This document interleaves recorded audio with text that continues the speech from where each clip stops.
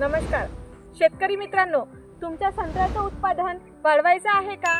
मग लक्ष द्या, सुरुवात करा जमिनीच्या निगा राखण्यापासून.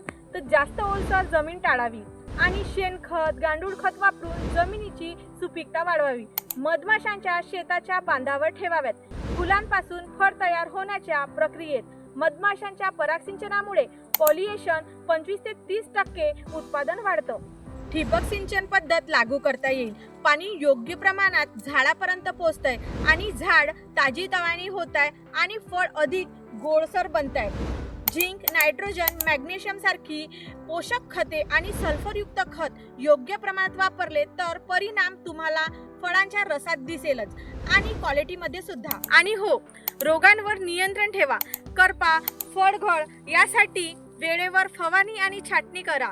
झाडांची ऊर्जा फळांना पोहोचेल. हे सगळं केलं तर तुमचं उत्पादन नक्कीच वाढेल. आणि अधिक माहितीसाठी सलाम किसानला शेअर व सबस्क्राईब करा. धन्यवाद.